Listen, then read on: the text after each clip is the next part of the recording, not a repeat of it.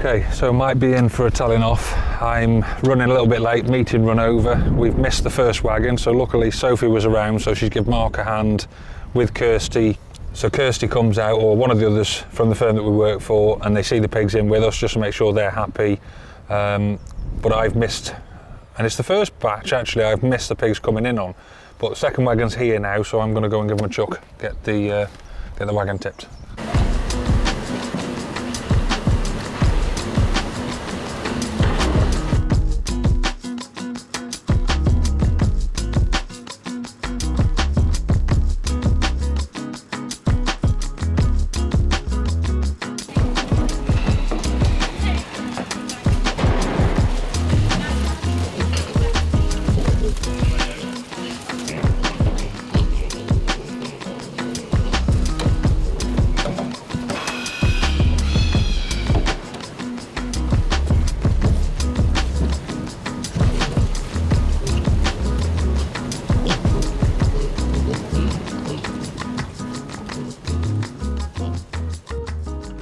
Okay, so that's all the pigs or piglets in.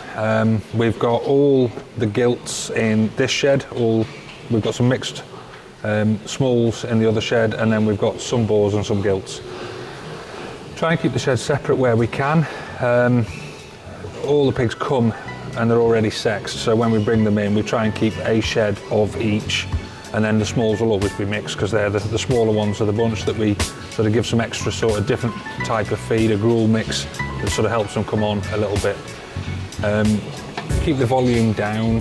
One of the reasons is when the pigs or piglets are come, obviously the moving them away from farm on a wagon to us can cause a little bit of stress. We want to limit that as much as possible, so we bring them in nice and quietly, we pen them up, straight away they've got a drink. They've been on the wagon for an hour or so, so the first thing they want when they get off the wagon is a drink.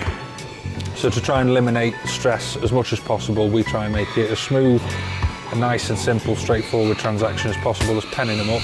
We'll leave them just to settle in a little bit, and then we'll open the pens back up, give them the full run, and then we pull the taram back over the top, which creates that kennel effect. So keep them nice and warm. It's warm today anyway, so we haven't got too much of an issue there. And then feed-wise, the troughs are already filled. When we start the batch, we start with bagged feed, so we handball the bags into the trough, and there's basically 4 or 5 different stages of that feed type. And then we go on to obviously using the feed bins and the auger system. So we've already filled the bins up before they get here. We've already filled the troughs up with a drink. So there's plenty of water in there so they can find the water straight away. So as for now, what we'll do is we'll leave them as they are, settle down. We'll go and do the paperwork, have a bit of lunch, and then once we've done that, we'll come back, we'll sort the taram out on the top, and we'll let the pigs out so they've got the width of the alleyway, and that'll be it for today. So one thing you'll notice in the background is the straw is already on the gantry now. We'll show you, when the pigs are all settled in and we're putting the next batch of bales in, we'll show you the straw of how we get it on there and how the trolley system that we've got works on our gantry. But ultimately all the pens are already strawed up completely before piglets arrive, and then now we've got it all up there ready for every day that we clean through. Obviously we've got nice fresh straw up there ready to put straight in the pen.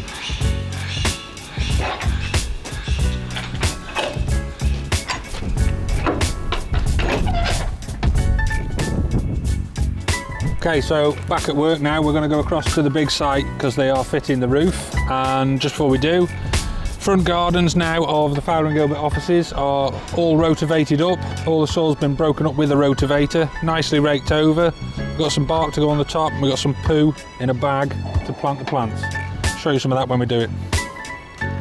Okay, so like I say, roof is going on, which we're going to have a look at now, but principles are the same as the Trent Fasteners building. We've got composite panel, which is the material we've used on both the roof and the sides. So visually it looks the same, but the customer wanted a different colour contrasting flashing work. So we've done the same on Trent. We went for green because that was what we wanted, suited our logo and our business. But over on the big site on this new job, they wanted blue, so that's what they're having.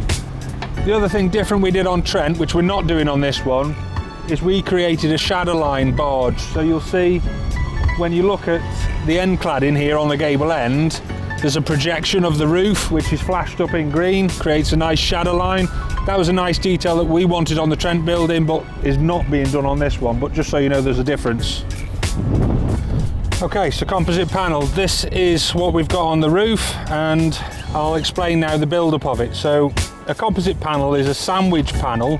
So you've got a white liner tray on the underside, you've got an insulation set of whatever you've ordered for whatever the values need to be, and then on top you've got the profile sheet, which is the exterior.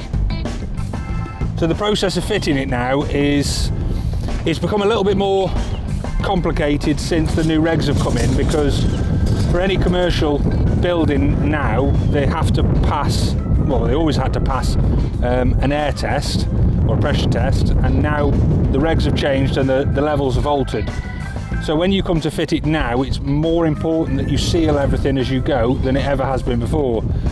So this side of the roof is quite simple because it's one number sheet from top to bottom.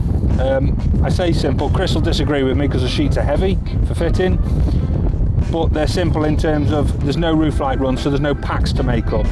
Now the reason this side of the roof is just one sheet from top to bottom and there's no roof light run, because he's having solar PV on this side. The other side, however, there is roof lights to go on, so the guys are on the floor at the minute making the roof packs up in order, so they'll have a full run, and then they'll have 3 sheets which create the roof light run, and then a full run again. Like I say, every single joint has to be sealed. So what you do is, along the eaves beam, which is the metal thing along the bottom, the very end one, you'll put your bead of silicone on there. At the very top, you've got the same principle again, but you've got an internal white liner flashing, ridge flashing. So you basically put that white liner flashing on a bead of silicone on top of your purlin, and then you put a bead of silicone or a couple of beads of silicone on top between the flashing and the sheet. And then that's when you sit the sheet down, it fills all the gaps, the little profile on the underside of the sheet, and that gets rid of any chance of any air ingress. And then fitting's quite simple really, in terms of you fit and tech screw on every purlin row, that's a tech screw for this roof, so it's a colour cap. It basically goes through, it's got a drill point on the end, it goes through the sheet, through the insulation, through the white liner, into the purlin, winds itself in, and then we've got a 19mm rubber spat washer there, which crimps down nicely on the top and stops any water ingress on the fixing point. So they're your main fixing points on every purlin run, and then every single sheet is then stitched to each other. A stitcher is a short screw like that, which is shaped slightly like a Christmas tree, if you can see it, with a drill point on the end. So again, you've got the same rubber washer on the underside, and that just stitches the 2 thin bits of material, so the top sheet to the next top sheet. And within that lapping corrugation, which sits like that, within there's also a bead of silicone or tape, if you like, that's fitted by the manufacturer. So it just sits down, squashes that nicely, you crimp it all up with them, and that's it, it's airtight. And the other thing is, when you're fitting the flashings, it's important that if you put a tech screw in to fit the flashing, that will damage the underside of your sheet, so you basically fit them with pop rivets.